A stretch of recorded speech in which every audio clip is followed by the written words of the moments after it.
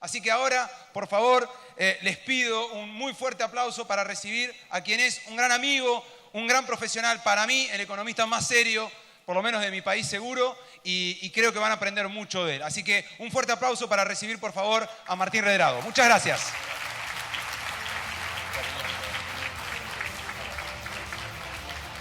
¿Qué tal? Buenas tardes a todos. Me la dejó difícil Estanislao, porque cuando él terminó, se pararon, no sé si algunos habrán ido al baño o a hacer otra cosa, pero bueno, qué lindo día hemos pasado mirando todos los aspectos que pueden mejorar nuestra vida de negocios en el día a día. Yo quiero compartir los minutos que nos quedan del día, lo que queda del día, para poder también darles a ustedes herramientas que les puedan ser útiles en la toma de decisiones. Sobre todo vivimos día a día llenos de información. Cuando agarramos las páginas de internet, sobre todo cuando miramos temas económicos, y lo que yo voy a tratar de hacer en los próximos minutos es desandar qué cosas son importantes para ustedes en el proceso de toma de decisiones. Y voy a empezar por una de las ideas que me dejó Johnny en una charla realmente espectacular que tuvo esta mañana, que es un concepto que, a mi juicio, fue horizontal durante todo este día que hemos compartido juntos, que es el concepto de innovar, el concepto de permanentemente buscar hacer las cosas de manera diferente de nuestro competidor, de manera diferente también como país, y esto es lo que me voy a referir en el resto de la charla. Pero la primera vez que me pusieron frente a una situación donde tuve que pensar de manera distinta, fue cuando estaba terminando mis estudios en los Estados Unidos. Tuve la suerte de hacer un posgrado en una muy buena universidad del noreste de los Estados Unidos. Muchas veces dicen los americanos que las universidades son nada más que una buena agencia de empleo. Yo creo que son un poco más que eso, pero es cierto que las entrevistas de trabajo que se hacen primero dentro de la universidad, para ver cómo estás y si pasás la primera prueba, son un test permanente y luego si te va bien te llevan a las sedes de las distintas empresas a las que uno quiere trabajar. Corría la primavera y entonces me habían hecho una serie de entrevistas en el campus y me llevaron a la ciudad de Nueva York. Se trataba de un banco de inversión. Las entrevistas empezaban de cada media hora. Y cada media hora te iban preguntando y paseando de cómo financiarías tal empresa, qué harías frente a este problema, cómo enfrentarías, qué alternativas le brindarías a tu cliente, sobre todo en el tema financiero, que es donde yo comencé y quizás es, como diría Borges, donde mi ignorancia es más disimulable. Pero al final del día me pusieron frente a una situación, había pasado charlas de media hora, desde las 8:30 de la mañana hasta las 5 de la tarde. A las 5 de la tarde terminé frente al presidente de la empresa. Y entonces me dice, Martín, ya te hemos paseado por todo el tema, todas las finanzas internacionales, cómo están los distintos sectores, en qué monedas hay que financiarse. Todavía cuando yo empecé mi primer trabajo no existía el euro, por lo tanto me preguntaban por el franco francés, por la lira, por el marco alemán, por las distintas monedas que después formaron el euro, pero me dice, te voy a poner frente a una situación totalmente distinta. Suponé que has tenido un muy buen año con nosotros y por lo tanto, como mérito a ese muy buen año, como bono, como premio, te damos una Ferrari de 2 plazas y empezás a manejarla por las calles de Nueva York. Y empieza a llover torrencialmente, una noche de invierno, cerca de la Navidad. Y pasás por una parada de colectivo y ves una cola de 3 personas. Una señora mayor, una viejita muy frágil, una rubia espectacular y a tu jefe. Y me dice, ¿a quién subís en la única butaca que tenés libre? Y a ustedes les habrá pasado que su novia, su jefe, alguna vez les habrá pasado que los ponen frente a una situación y dicen, bueno, ¿y esta cómo salgo? Bueno, como de los laberintos, ¿no? Uno nunca sale de un laberinto hacia adelante, sale hacia arriba. Pero empecé a pensar, me habrá funcionado todo esto que decía Estanislao en términos de cómo se genera una nueva idea. Y lo primero que pensé, obviamente con corazón latino, es la rubia espectacular, ¿no? Pero, como ustedes saben, lo tuve que descartar rápidamente porque siempre en los empleos, o cuando uno trabaja, en cualquier ambiente de trabajo, lo importante es pensar en equipo, no pensar solamente en términos individuales. Lo segundo que se me vino a la cabeza, también con corazón latino, fue pensar en la viejita. En la viejita siempre uno con corazón latino lo que busca es proteger a los más débiles. Pero para el ambiente de Wall Street, que es un ambiente muy competitivo, me hubieran descartado como flojo, ¿no? Y tenemos pocas cosas en nuestra idiosincrasia que nos asimilan a los anglosajones, pero algo que nos asimila es que a nadie, digo, ni acá ni en Estados Unidos, a nadie le gusta hacer seguidismo, a nadie le gusta hacer chupamedias de nadie, ¿verdad? Y no sé qué pasará, estas cosas de la inteligencia emocional, no sé cómo funcionan estos temas del lóbulo derecho, el lóbulo izquierdo del cerebro, pero, o dos neuronas que se pueden llegar a tocar. Pero en definitiva lo que le dije a mi interlocutor es, mire, yo le daría la llave a mi jefe para que se lleve a la viejita y me iría caminando con la rubia bajo la lluvia. Bueno, así obtuve mi primer trabajo en los Estados Unidos. Y ustedes dirán, bueno, ¿qué tiene que ver esto con lo que viene a contarnos Martín hoy en día? Es que en un contexto como el que les voy a hablar de una región que tiene dificultades crecientes en términos del entorno macro, lo que voy a decirles es dónde están las oportunidades, porque sería muy fácil para mí darles el diagnóstico de todas las cosas que están complicadas. Las viven ustedes en el día a día.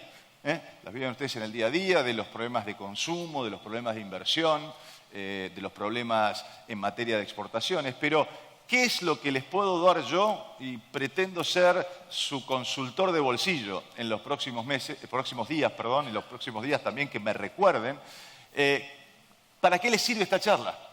Entonces, voy a intentar, y espero lograrlo, decirles cuáles son las oportunidades que hay, a pesar de tener un contexto recesivo. Muchas veces los macroeconomistas, como quien le habla, tendemos a hablar en promedio. Ustedes habrán escuchado que decimos el Producto Bruto, es decir, lo que producimos todos en nuestros países, va a caer un 3%.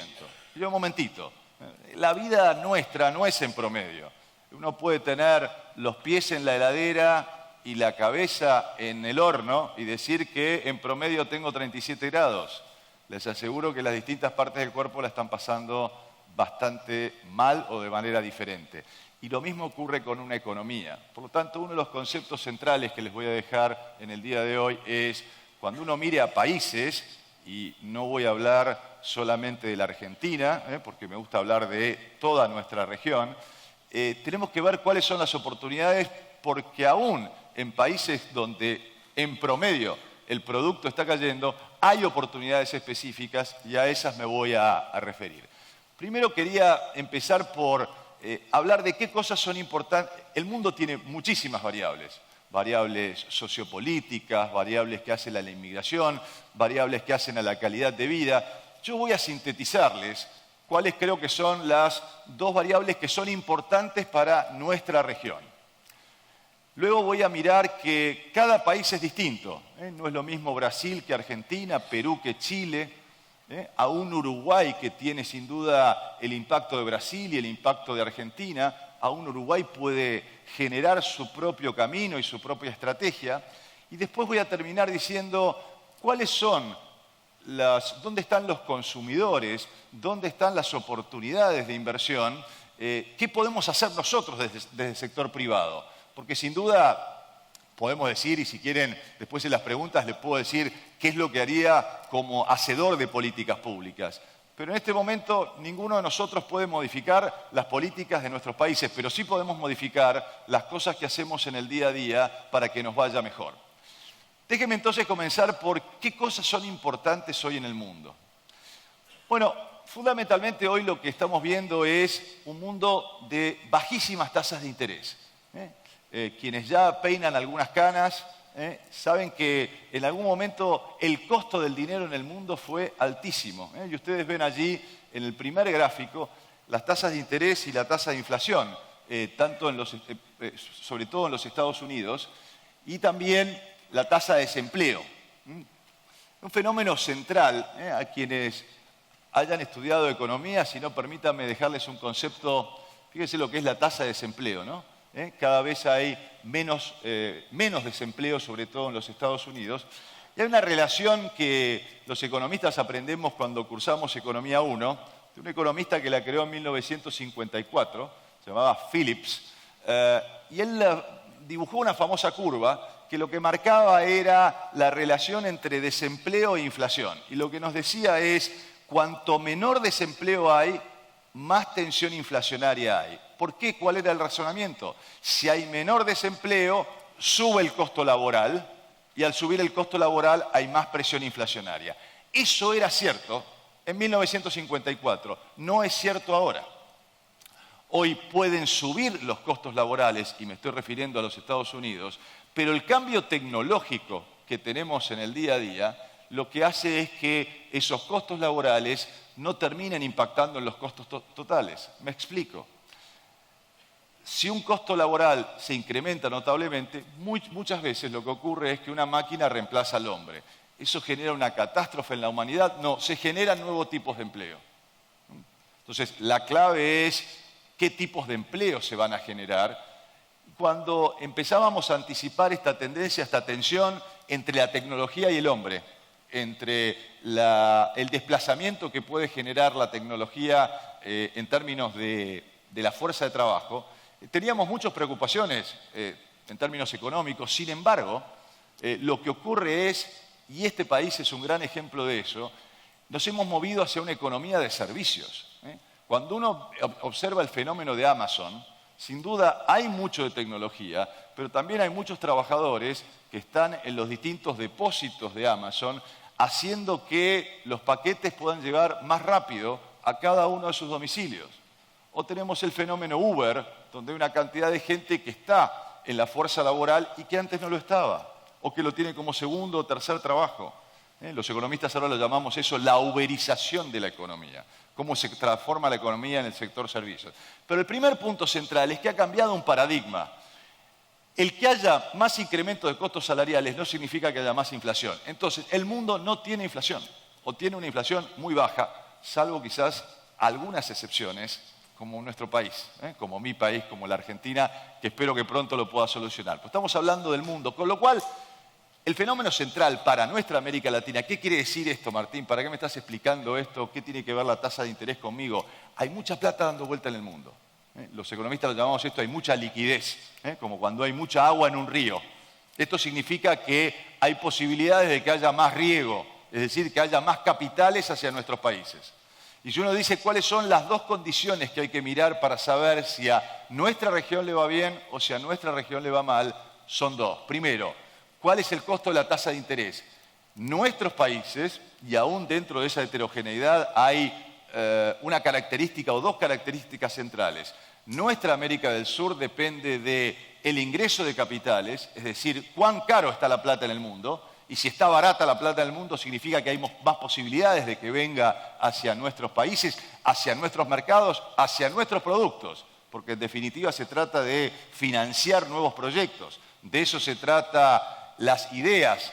Siempre digo, ideas sin implementación son solo una ilusión. Y para implementarlas se necesita financiamiento. Entonces, tenemos un mundo de bajísimas tasas de interés que ha llegado para quedarse. Primer punto central en términos de cómo miramos el mundo. El segundo tema, también apasionante, es la relación de China, porque China tiene otro impacto. No solo, si a ustedes les interesan los temas globales, lo más importante para mirar no es qué pasa en el G20, no es qué pasa en el G7, sino qué pasa en el G2, es decir, la relación entre Estados Unidos y China. A mi juicio es una relación, y esto lo digo entre paréntesis porque no es el eje central de mi conversación con ustedes en la tarde de hoy, es una relación que va a tener tensión. Tenemos una potencia consolidada como los Estados Unidos y una potencia emergente como China. Y uno se pregunta, si leemos historia mundial, si eso puede llegar a algún tipo de colisión.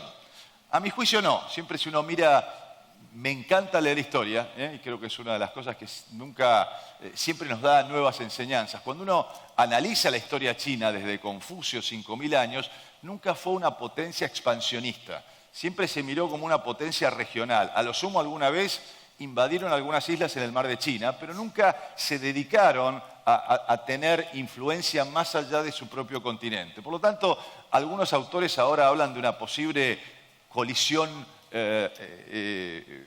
nuclear o de posible guerra en 10 años. Yo sinceramente no lo veo eso en el escenario, pero sí veo una tensión en términos de supremacía. Supremacía tecnológica. Hoy China tiene la tecnología 5G más avanzada que los Estados Unidos y por eso Huawei y las peleas que hay dentro de su ingreso a los Estados Unidos. Pero lo cierto es que en esta tensión que se ha marcado entre Estados Unidos y China, y ustedes leen permanentemente el presidente Trump en sus tweets y a veces en medidas comerciales, ha empezado una especie de tensión que se transforma en subo los aranceles para que los productos chinos puedan ingresar menos en los Estados Unidos, y esto lo que está generando es una caída en las importaciones, en particular de las compras que hace China de los Estados Unidos, pero también una caída en la producción china. ¿Y por qué es importante si cae la producción china? Porque cae también la compra de materias primas.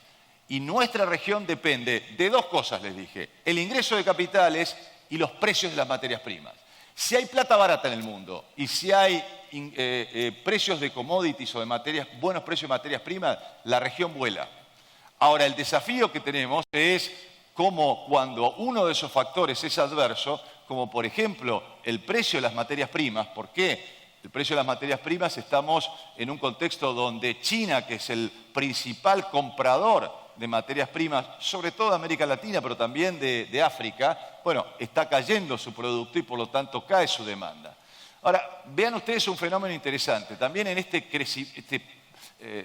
diversidad que tiene China. Yo no sé si alguno de ustedes, yo por temas laborales he tenido la suerte de estar 3 veces en China, y me apasiona las diferencias que hay entre la China de la costa y la China de adentro. La China de la costa está en el siglo XXI y la China insular está en el siglo XIX. Es un país que tiene muchísima diversidad, pero lo que sí está claro es que es un país que en estas inequidades tiene como, por ejemplo, fenómenos inesperados, como es la fiebre porcina, que ha hecho que 250.000 animales hayan tenido que ser sacrificados.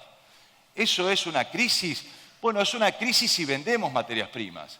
Si Argentina, si Uruguay, si Brasil vende maíz para poder alimentar a esos chanchos, vamos a tener 250.000 chanchos menos. La clave o la oportunidad o la solución es que nosotros empecemos a trabajar integrados en cadenas de valor y que no exportemos maíz, sino que exportemos carnes porcinas. Y entonces hay una oportunidad. Pero vuelvo entonces a esto, cómo hay que analizar el mundo y cómo ver en cada una de estos incidentes una oportunidad. Bueno, la otra pregunta que observo cuando nos preguntamos hacia dónde va el mundo, ¿vamos hacia una recesión? Y habitualmente los economistas, el año pasado discutíamos en el mundo si íbamos hacia mayor inflación porque aumentaban los costos salariales. Ahora encuentro en cualquier reunión mundial que se discute si vamos hacia una recesión. Y no pasemos de un extremo al otro. En realidad, ni el mundo, ni tuvimos más inflación, ni vamos hacia una recesión, sí vamos hacia una desaceleración del crecimiento mundial, y por eso es que hay que mirar nuevas oportunidades cuando observamos el mundo y la tensión que tenemos en el mundo en el día de hoy. Resumo entonces, primer capítulo de mi presentación, 2 ideas fundamentales. Mucha plata disponible, con lo cual si hay buenos proyectos y países que tienen estrategias claras, pueden captar esos fondos, porque hoy la tasa de interés a 10 años de un bono en los Estados Unidos paga 1,8%. Es la tasa más baja de los últimos 50 años. Y esto llegó para quedarse. No es un fenómeno transitorio. Vamos a vivir con bajas tasas de interés por lo que dé la mirada. Eso quiere decir, buenos proyectos y buenos países, hay plata para financiarlo. Segundo, cuidado con quedarnos en producir solo materias primas, porque entonces estamos al vaivén de lo que ocurra sobre todo en el Asia-Pacífico. empecemos a trabajar entonces en integrarnos en cadenas de valor para generar productos con mayor inteligencia, con mayor contenido local, con mayor trabajo de uruguayos, de argentinos, de brasileños, de paraguayos, de chilenos, de lo que vamos a hablar ahora. Vamos entonces ahora, les dije las características principales que nos afectan del mundo, qué cosas tenemos que seguir. Veamos entonces qué nos está pasando, o cómo se ve la región, y después al final voy a tratar país por país, o por lo menos los países, voy a hacer un resumen de los países uno a uno. Por supuesto, estando en Uruguay, voy a dedicar una porción especial. Sé que hay argentinos en la sala y quizás tienen otras preguntas con respecto al futuro de Argentina, con gusto las tomaré, pero quiero serles útil a ustedes en términos de qué decisiones deben tomar en los próximos meses. Bueno, principio, como les decía al final de mi primer capítulo, lo que vemos es quienes venden materias primas están sujetos a una enorme volatilidad. Por supuesto, el gran signo de interrogación, que por supuesto tiene muchos componentes geopolíticos, es el precio del petróleo, como lo vimos, lo que ocurrió en Arabia Saudita hace unos meses. Pero fíjense, los dos productos, Chile, cobre, soja, Argentina, Brasil, Paraguay, en descenso. Digamos, no tenemos los precios del 2000, pero tampoco tenemos los picos que tuvimos en lo mejor de la década pasada. ¿Cuál ha sido la reacción de las monedas latinoamericanas frente a esta caída del precio de commodities? Bueno, la mayoría de nuestros países, miremos el caso de Brasil, miremos el caso de México, cómo han ido devaluando sus monedas para poder adaptarse. También le ocurrió a Uruguay con la devaluación que estuvo en los últimos meses. Frente a este escenario volátil, caída del precio de materias primas, la reacción, tenemos tipos de cambio flexibles, monedas que se mueven hacia arriba. ¿Qué cosas hay que mirar cuando uno observa la región? ¿Qué cuatro cosas cuando uno habla con un inversor en los Estados Unidos, en Europa, en el Asia-Pacífico? ¿Cuáles son las cuatro cosas que miran antes de decidirse si invierten en un país o en otro? Bueno, lo primero que miran es el crecimiento económico. Y lo segundo que miran es la tasa de inflación. Miren la diversidad que hay en términos de nuestros países. Bolivia, por ejemplo, que tiene un muy buen crecimiento económico y bajísima tasa de inflación. Fíjense lo interesante de esto, ¿no? También países que no tienen ideología. Uno puede pensar en lo que tendrán opinión a favor o en contra de Evo Morales. Sin embargo, cuando hace política económica no es broma. Sabe que las cuentas y que los equilibrios fiscales y los equilibrios monetarios tienen que estar en orden. Pero vean la diversidad que hay. Y por lo tanto, obviamente, los países de la región donde cuando uno lo mira desde el exterior son más interesantes están en este cuadrante. Son los países que tienen más crecimiento y los países que tienen menos inflación. Segundo punto, u otras dos variables que me interesa comentar con ustedes. Una es evidente, es el resultado fiscal. El resultado fiscal quiere decir un gobierno que no gasta más allá de sus posibilidades. El otro es un concepto que ustedes lo escucharán y habitualmente ningún economista explica de qué se trata, que es la cuenta corriente. ¿Qué es la cuenta corriente? Es cuántos dólares consumimos los uruguayos, los argentinos, y cuántos dólares produce cada país. Y los dólares tienen que ver no solo con los que consume el sector público, sino también con los que consume y los que genera el sector privado. Por supuesto, los países que son más sustentables son aquellos que exportan más. Un país tiene que... Los tres motores, cuando ustedes lleguen a cualquier país del mundo, hasta por turismo, si les interesa saber cómo andan, pregunten tres cosas. Primero, ¿cómo anda el consumo? ¿Cómo anda la inversión? Y cómo anda su sector externo, si es realmente un país exportador. Todos los países necesitan dólares, euros, yenes, monedas, lo que se llama monedas de reserva, y para eso tienen tres maneras de atraerlo. Uno es exportando más, otra es atrayendo inversión directa y otra es atrayendo inversión financiera. Bueno, aquí también, obviamente, los países más interesantes son los que tienen menos déficit de cuenta corriente y menos déficit fiscal. Y aquí la Argentina aparece mejor posicionada. Veamos entonces, les dije, las cuatro características: crecimiento, tasa de inflación, déficit fiscal, déficit de cuenta corriente, las 4 características que hacen que un país sea atractivo y que otro país no sea atractivo. Permítanme entonces ahora ir a recomendaciones específicas, porque voy a mirar a los países que están en la audiencia, espero no dejar ninguno de alguno que esté aquí no se sienta representado, pero voy a mirar a sectores, porque aun cuando hable de que Uruguay va a crecer un 0,8% este año, bueno, o 0,4, perdón, bueno, les voy a señalar oportunidades específicas de dónde poder desarrollar más y mejores negocios. Comencemos por el caso de Chile. Chile teníamos muchas expectativas con el nuevo gobierno, el gobierno de... el nuevo gobierno que seguía a Bachelet, el gobierno de Sebastián Piñera, y sin embargo, bueno, primero varios factores, sobre todo el precio del cobre. Chile, a pesar de ser una economía bastante diversificada, sigue dependiendo mucho del cobre. No se pudieron hacer todavía reformas importantes, y bueno, de lo que esperábamos en términos de Chile, va a crecer menos de lo que se esperaba. ¿Cuáles son los sectores que hay que mirar? Acá tenemos un problema con la transparencia, pero les diría, supongo que estará mejor pues, si ustedes la pueden pedir, por supuesto la presentación es de todos ustedes. En minería hay grandes proyectos mineros, sobre todo Chuquicamata, eso no lo dice ahí, pero que son no solo la mina en términos lo que está sobre la tierra, sino en términos subterráneos. Allí hay grandes proyectos, casi 5.500 millones de dólares que están por delante. La producción de frutas y pescados. Chile se ha vuelto un productor de frutas frescas espectacular, de cerezas, de arándanos, por supuesto de pescado como es el salmón.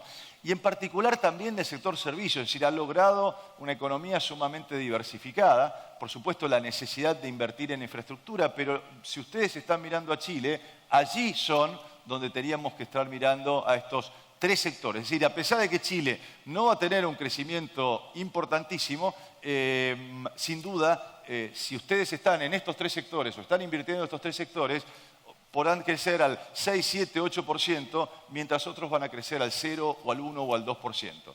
Por supuesto, los desafíos a monitorear, los precios del cobre. Chile sigue siendo dependiente del cobre, a pesar de los esfuerzos que ha hecho en materia de diversificación. Y, por supuesto, la posible desaceleración del consumo en este contexto de caída de precio del cobre. ¿Cuáles son mis proyecciones en términos de cómo veo a Chile hacia adelante? Cayendo o, digamos, teniendo un crecimiento moderado, 2,4%, yendo un poco mejor hacia adelante. Por supuesto, con un resultado fiscal producto de la caída. Chile tiene muchos ingresos producto del precio del cobre. Obviamente, cuando el precio del cobre está mal, el resultado fiscal es peor. Pero uno puede decir, Chile ya ha ingresado en una avenida principal, que gane Piñera, gane Bachelet. Bueno, ya hay un camino por donde va todo el sector privado chileno y por lo tanto allí tenemos resultados bastante estabilizados, donde, reitero, hay que mirar algunos sectores en particular. Déjenme ir a Perú, que a mi juicio es un caso fascinante en términos de Perú. Ha tenido cambios de presidentes, algunos de ellos han terminado, bueno, casi en la cárcel, uno lamentablemente suicidado. Sin embargo, la economía va. Han trazado un marco de política que les permite, sobre todo con una economía que está relativamente diversificada en gas, en productos mineros, en la pesca, que les ha permitido tener una tasa de crecimiento realmente importante y una estabilidad muy, muy importante con algunas cosas que debería mirar la Argentina, como es una economía bimonetaria, ¿no? Cuando uno va a Perú puede utilizar el dólar, también se hace aquí en Uruguay, y eso les ha dado muchísima estabilidad en materia de sus ahorros. Qué lástima que está cortado acá el gráfico, pero bueno, los sectores también destacados que hay, por supuesto minería sobre todo en materia de gas en particular, inversiones proyectadas que tienen de más de miles de millones de dólares. En alimentos también es un muy buen productor y además tiene ventajas comparativas porque Perú ha hecho una política exportadora hacia el Asia-Pacífico, se ha definido como un país del Asia-Pacífico y tiene una gran cantidad de sus exportaciones, casi el 30% que se destinan a China. Por supuesto, el desafío ahí a monitorear es si la economía china se desacelera, cuánto puede impactar. La incertidumbre política, reiteremos que hoy hay un vicepresidente que ejerció la presidencia, y por supuesto los conflictos sociales que puede haber alrededor de distintas regiones del país que pueden mostrar ese tipo de tensión. Pero en definitiva Perú con oportunidades específicas, tanto en el sector de minería como en el sector alimentos y también en menor medida en el sector construcción. Les decía entonces las proyecciones para Perú, una economía que crece alrededor del 3%. Fíjense la estabilidad del tipo de cambio, prácticamente no se mueve el sol con respecto al dólar, una economía que tiene números fiscales muy razonables, con lo cual lo que vemos es un país también que va con oportunidades claras de inversión, oportunidades claras de crecimiento. Me gusta mucho Perú, sobre todo mirándolo que a pesar de los vaivenes políticos tiene un crecimiento sustentable y además oportunidades específicas en distintos sectores. Uruguay, sin duda, hemos tenido un crecimiento por debajo de las expectativas, 0,4, me corrijo, para este año. Por supuesto, el gran desafío de Uruguay es cómo se separa de estos dos socios grandes que tiene, que es Argentina y Brasil, específicamente, y cómo hacemos para que algún estornudo en alguna de las dos frentes no termine en una pulmonía aquí en Uruguay. Bueno, yo creo que ahí hay grandes oportunidades en términos de empezar a diferenciar. Algunas cosas ya se han visto. Yo veo a Uruguay como un gran centro de servicios para nuestra América del Sur. No solo en materia de servicios de logística, también en términos de servicios de tecnologías, de la información. Allí hay muchas oportunidades para brindar servicios a toda América Latina que todavía no, quizás a través de ventajas impositivas, políticas más permanentes, pero también, por supuesto, en algunas industrias y también en trabajar en esto que decía al principio de mi charla, de cómo generamos valor agregado hacia adelante, cómo generamos y cómo también empezamos y sobre todo estando en un lugar como este, cómo empezamos a segmentar, que es el concepto final que les quiero dejar en mi charla y que cruza también las oportunidades de negocios en la región. Porque sobre todo en un lugar como este, que miramos al turismo, ayer veíamos, bueno, acá estoy mirando a los sectores destacados, por supuesto el agro, pero también la ganadería en términos de calidad, infraestructura, obras como ferrovías que se están haciendo y la infraestructura en términos de conectividad. Estoy convencido que para que los servicios del conocimiento avancen, la conectividad que se necesita, que eso tiene que ser inversión pública y esto debería ser una política de Estado, y Uruguay, que tiene un sistema político muy establecido, debería tener políticas permanentes en materia de conectividad, cómo invierten para tener la mejor conectividad llegando desde el campo hasta las ciudades, porque eso va a permitir el desarrollo de servicios del conocimiento. Energías renovables, en particular, no solo en parques eólicos, sino también en parques solares, y allí también en el desarrollo de tecnología, y por supuesto en lo muy bien que se ha hecho en Uruguay en materia de plantas de celulosa y por supuesto en ir agregándole valor hacia adelante. Por supuesto, el tema de la crisis en Argentina, la desaceleración en Brasil, pone un foco que ha sido la pregunta permanente en estas 24 horas, que les agradezco porque la estoy pasando muy bien aquí en Uruguay. La pregunta permanente es qué pasa con la temporada, que vienen los argentinos, no vienen los argentinos. Y aquí lo que les quiero subrayar es que empecemos a mirar, es que hay argentinos que van a poder venir, como hay brasileños que van a poder venir. ¿A quién le va bien hoy en la Argentina? Le va bien al tipo que está trabajando en el campo. Entonces, a pesar de que Argentina cae este año un 3% su producción, si ustedes van a Pergamino, provincia de Buenos Aires, si ustedes van a Río Cuarto, provincia de Córdoba, les aseguro que ahí hay muchísimos consumidores. porque el agro ha tenido un año excepcional, cosecha récord. Y por supuesto no es solamente el hombre de campo, no es solamente aquel que tiene o terrateniente o que está arrendando, sino aquel que vende maquinaria agrícola, aquel que vende semillas, aquel que vende fertilizantes. Les doy un caso. Por ejemplo, hoy la industria automotriz en la Argentina está teniendo bastantes dificultades porque se venden cada vez menos autos.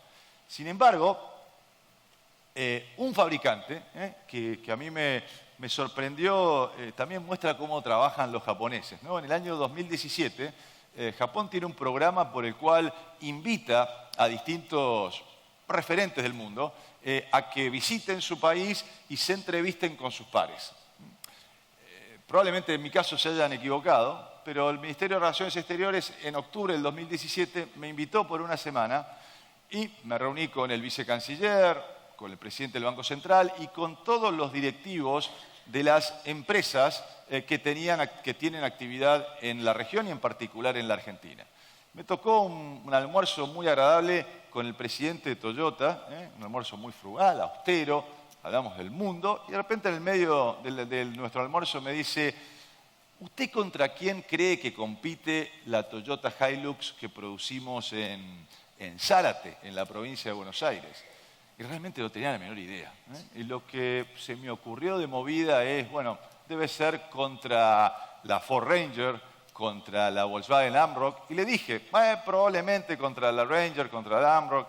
Me dice, no, ustedes compiten contra la Toyota Hilux que producimos en Tailandia. En 2 lugares del mundo producimos Hilux, en Argentina y en Tailandia. Desde Tailandia abastecemos a Asia y a Europa, y desde ustedes abastecemos a todas las Américas.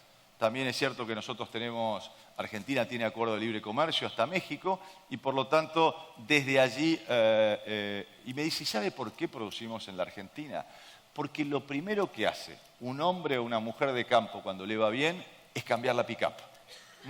Entonces, vendemos, aún en un escenario recesivo, 150.000 vehículos. Hoy la Toyota Hilux es el número 1 de los autos vendidos en la Argentina sobre una base de 600.000 autos. Un mercado que llegó a vender 1 millón de autos, hoy vende 600.000 autos. Pero entonces, ¿qué es lo que quiero subrayar acá?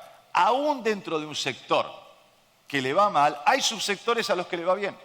Y por lo tanto, si yo voy a venderle a los trabajadores de Toyota, les voy a vender, vengan y tomen unas vacaciones en Punta del Este, seguramente lo van a comprar mucho más rápido que aquel que trabaja en Volkswagen o que trabaja en Renault. Lo que quiero decir es, miren, y ahora voy a focalizarme sobre todo en segmentar, en qué cliente le va bien o qué sector le va bien, porque allí está mi cliente. Allí está la persona que tiene bolsillos más amplios, aquellos que están en energía, por ejemplo. Ayer hablábamos aquí de la provincia de Neuquén. Neuquén es una provincia que, aún dentro de los problemas que tiene Argentina, es una provincia que está volando en el buen sentido. Ahora ha tenido algunos problemas con algunos decretos, siempre la política se mete en esto, pero sin duda uno de los grandes expectativas, que ya es realidad, es que Argentina tiene el segundo reservorio de gas no convencional del mundo, que se llama Vaca Muerta. Y el 4.º reservorio de petróleo no convencional, que también ahí está, en una superficie parecida a Dinamarca, que está debajo de Neuquén, de Mendoza, de La Pampa y de Chubut. Una riqueza, nuevamente, otra oportunidad para la Argentina. Pero bueno, allí hay inversiones de 6.000, 7.000 millones de dólares por año.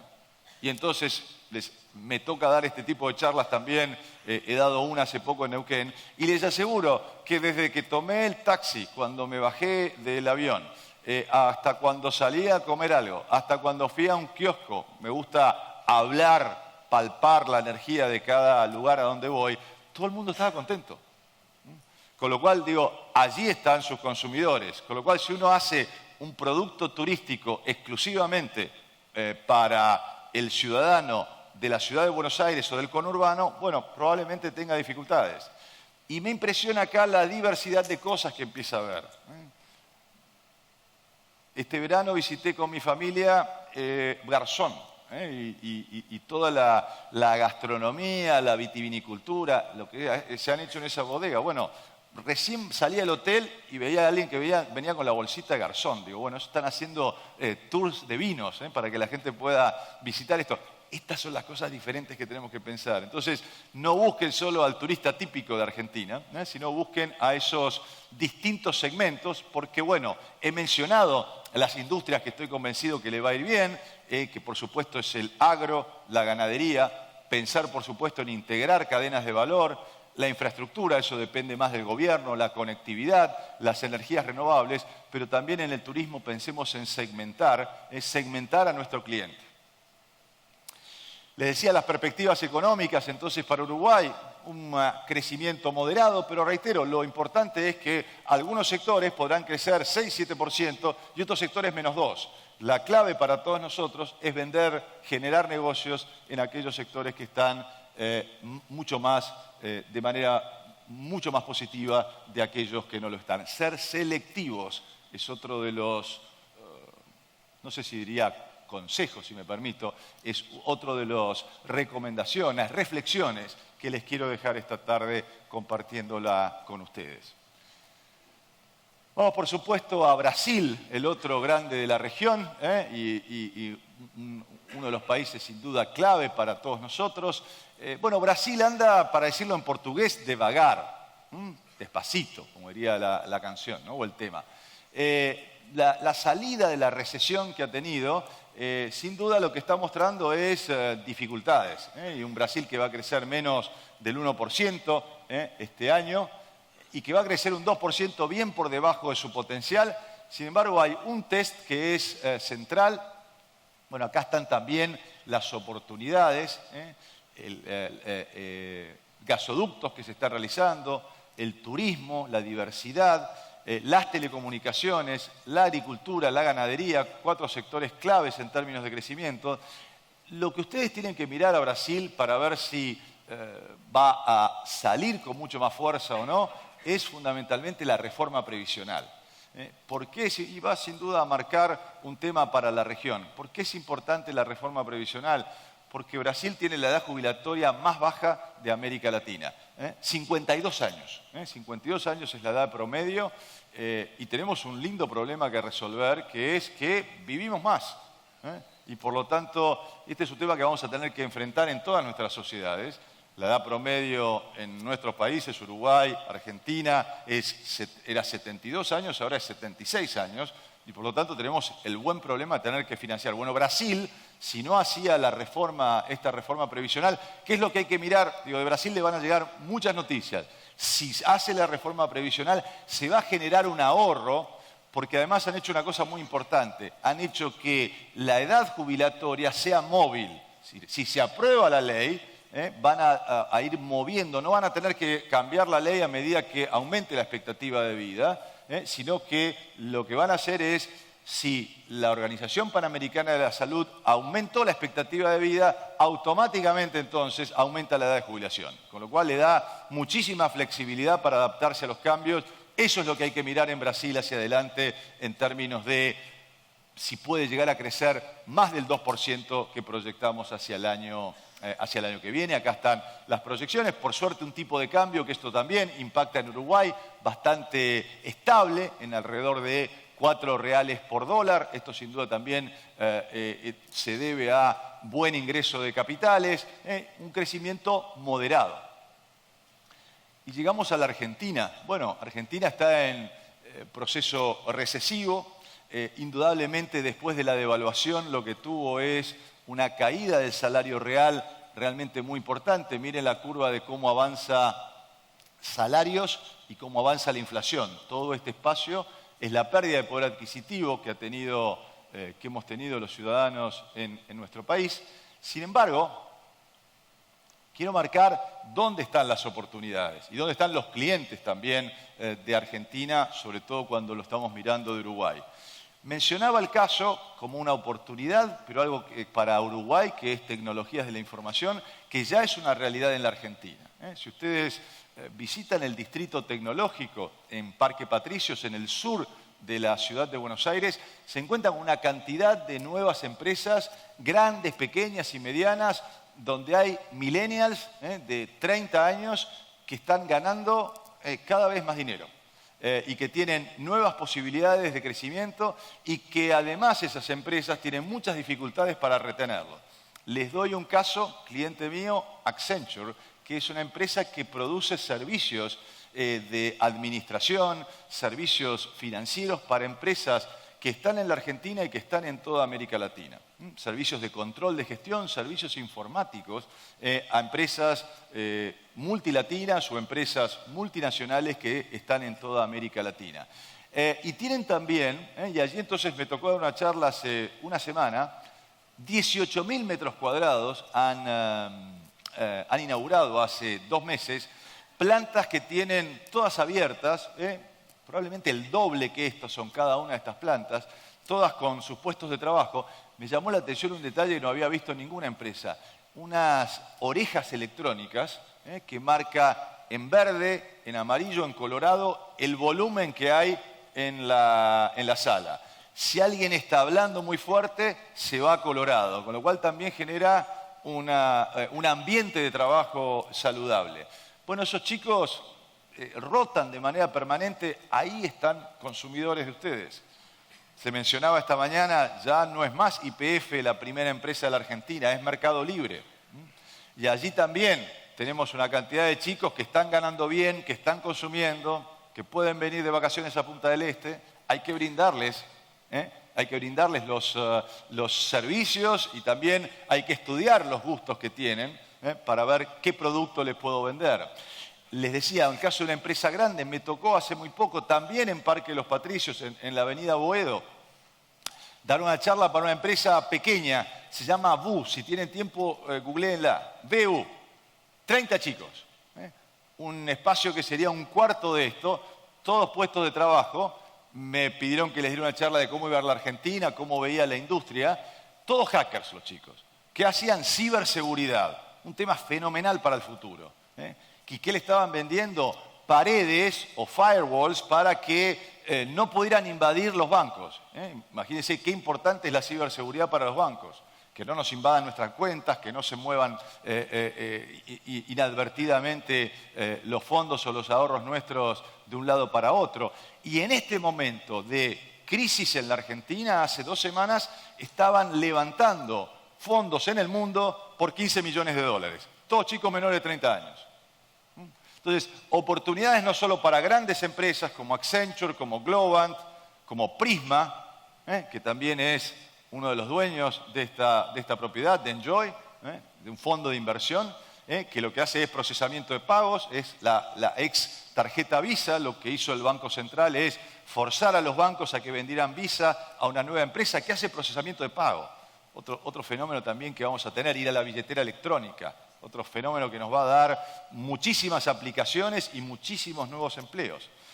Decía también telecomunicaciones. Argentina tiene 60 millones de teléfonos celulares. La necesidad de ir a 4G en todo el país lleva a inversiones en todo ese sector. Entonces, desde el que produce cables, desde el que produce servicios, ahí están consumidores importantes. Agro y servicios conexos, lo mencionaba al principio de mi charla. Hidrocarburos, energía, por supuesto lo que mencioné de Vaca Muerta, y por supuesto minería también en el norte del país, en Salta, con el descubrimiento de yacimientos de litio, que como ustedes saben son una de las bases centrales para producir baterías y para dejar de depender de otro tipo de combustibles e ir a cargas. Con lo cual, en un contexto complejo, ahí están los consumidores. La base entonces es segmentar, lo digo, para Argentina, para Uruguay, para Brasil, aún en un contexto que puede parecer no positivo, mediocre, en términos de algunos, salvo Perú, salvo Chile, quizás podría agregar Colombia, pero el resto estamos ahí navegando muy dependientes de los commodities. Entonces, recomendación final, empecemos a descomoditizar nuestras economías, a vender productos que sean con valor agregado, pero también entonces, bueno, aquí muestro las perspectivas hacia adelante, quizás en las preguntas les puedo decir algo más del futuro, pero ya el tiempo es que quisiera cerrar sobre todo con las reflexiones de qué recomendaciones, qué me deja Martín en esta tarde para poder tomar mejores decisiones. Bueno, sin duda vamos a tener una desaceleración en la economía global. los desacuerdos que pueden traer entre China y Estados Unidos, nos trae también menor compra de commodities por parte de China, entonces no podemos depender de vender solo commodities y por eso los precios de las materias primas están en un escalón menor, aunque la tasa de interés, es decir, los fondos de inversión van a estar ávidos de buscar inversiones en nuestros países, bajísimas tasas de interés, otro paradigma fundamental, grandes heterogeneidades y la clave es esto de ser selectivo, de poder utilizar una herramienta central que hoy tenemos que es Big Data. ¿Qué es la Big Data? Es poder analizar a través de distintos programas qué compra cada uno de nosotros, a qué hora lo compra. Mientras estamos hablando, el comercio natural está cayendo, sin embargo, el comercio electrónico crece un 50%. Miren, quien les habla, solo compro libros por internet. Mis hijos compran de todo. Uno puede saber, mi hijo que tiene 23 años, a qué hora compra cosas, con qué tarjeta compra, qué tipo de productos compra, y eso lo puedo saber para un montón de gente que utiliza la red para poder comprar, vender, qué tarjeta de crédito, qué banco usa. Si yo empiezo a analizar uno por uno en términos agregados estos datos, puedo tener un mejor conocimiento de mi consumidor y por lo tanto puedo saber qué venderle, cómo venderle y cuándo vendérselo. En definitiva, un mundo desafiante, un mundo que lo único permanente que tiene es el cambio, un mundo donde tenemos que innovar permanentemente, hacer las cosas diferentes, pero también no quedarnos en que somos el granero del mundo, en que somos una región bendecida por los recursos naturales. A esos recursos naturales y a esos recursos humanos hay que agregarle inteligencia, hay que agregarle investigación, hay que agregarle desarrollo. Por lo tanto, no le pidamos todos a los gobernantes. La clave para que nos vaya mejor está en cada uno de nosotros. Muchísimas gracias y espero sus preguntas.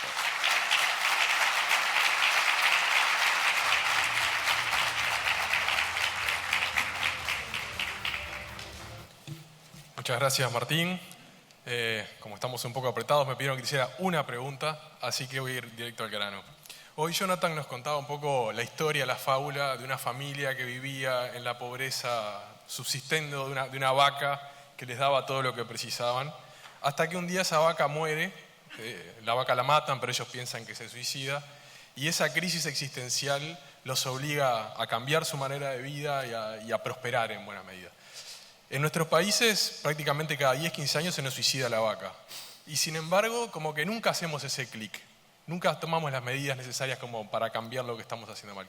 ¿Por qué te parece que pasa eso y qué tendríamos que hacer para cambiar esa situación?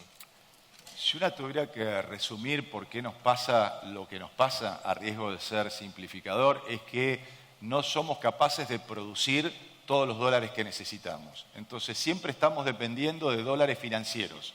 Entonces, si hay ingreso de capitales a nuestra región, lo que ocurre es el peso se hace fuerte, empezamos, todo es barato, salimos al exterior porque todo es barato, empezamos a importar más cosas hasta que el dólar se hace escaso. Y ahí entonces vienen las grandes devaluaciones. Uno se pregunta qué es lo que pasó en la Argentina en los últimos años. Y miren, cuando en el 2017 teníamos 250.000 argentinos que veraneaban en Miami, no se necesita ser un economista para saber que hay un problema con el tipo de cambio. O cuando hay mendocinos que agarran su auto el fin de semana para ir en tour de compras a Santiago de Chile, es que ahí nos equivocamos. Muchas veces intentamos atajos en política económica. Es fácil subir la tasa de interés, hay muchos capitales en el mundo que están buscando tener rentabilidad y por lo tanto vienen atraídos, pero así como vienen se van. Entonces, uno de los grandes temas que hay que tener en cuenta y que siempre llegan tarde los hacedores de políticas públicas es a la volatilidad que tienen los dólares en el mundo. Así como entran, se van. Por lo tanto, la clave es depender en dólares de exportación, generar dólares nosotros mismos. Como en nuestros negocios pensamos en generar dólares, no en generar moneda local, porque eso es lo que nos va a dar mucho más resiliencia. Políticas sólidas que nos ayuden a exportar, políticas sólidas que atraigan inversión directa, no depender tanto del capital financiero y depender mucho más del capital productivo. Muchas gracias. Muchas gracias, Martín. Gracias.